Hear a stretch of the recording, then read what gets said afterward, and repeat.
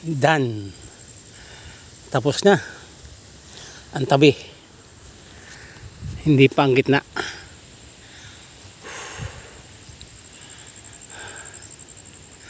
Ulan ng ulan, hindi makagamas.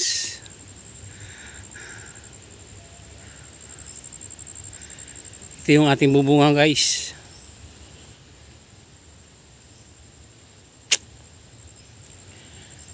Ito ang ating tutukuran ngayon na pansin.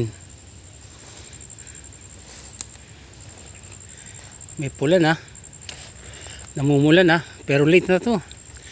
Dapat December labas na lahat yan, pero hindi, late kasi nga ulan ng ulan.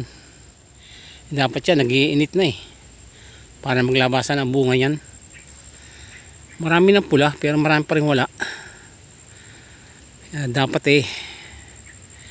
linisin. Yung isa ko may bunga na kasi may pinabunga yun. Yun ang aking pagtutunan ng pansin ngayon. Baka bukas nandun na ako. Saka ako na itutuloy ang gamas nito pagka mainit na. Ngayon kasi nagagalaw ang mga puno, namamatay pa, ang dami namamatay. Tapos ko yung tabi kasi ang bagay niyan abot sa loob kaya inuna ko.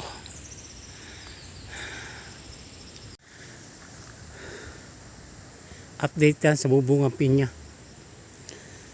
Ito yung aking bubunga. Hindi ko ito hinulungan ng pampabunga.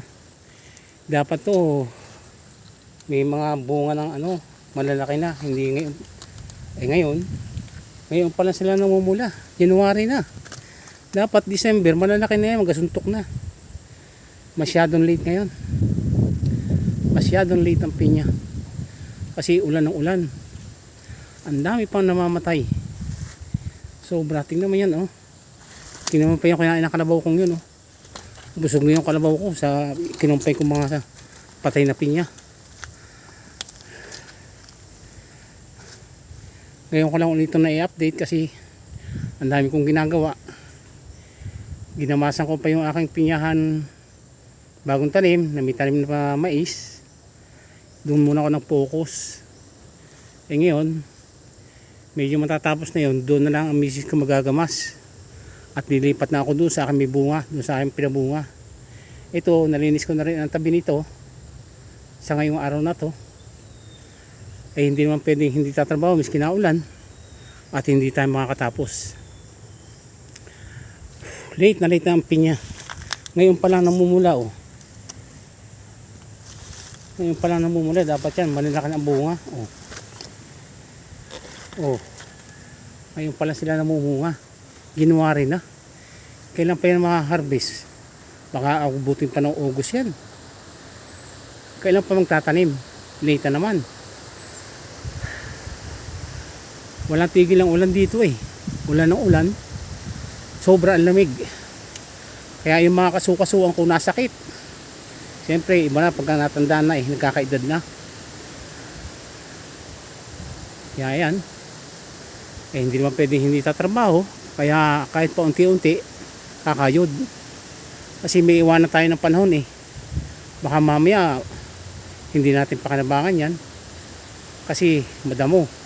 Pagka madamo, papasukan ng mga daga, mga maninira. Kaya dapat nililinis yan habang maaga. Kaso nga, paano kung malilinis? Gaya nga ulan ng ulan. Tsaka isa pa, talagang nagsasakit na yung aking mga kasukasuan.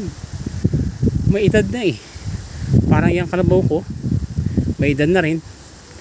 Pero sobra naman. Galing yan sa gamit. Kaya hindi ko yan mialis Love na love ko yung kalabaw kong yan. The best yan para sa akin. Best friend ko, katulong ko. Yan ang aking number 1 katulong. Kalabaw. Taga-araro, taga-hakot, taga-kalmot, lahat na siya ang tatrabaho dyan. Guys, dito lang muna. At ito ang ating update sa ating bubunga pinya. Sana naman kumita tayo. Bye guys. Thank you for watching. Love you all. Bye bye.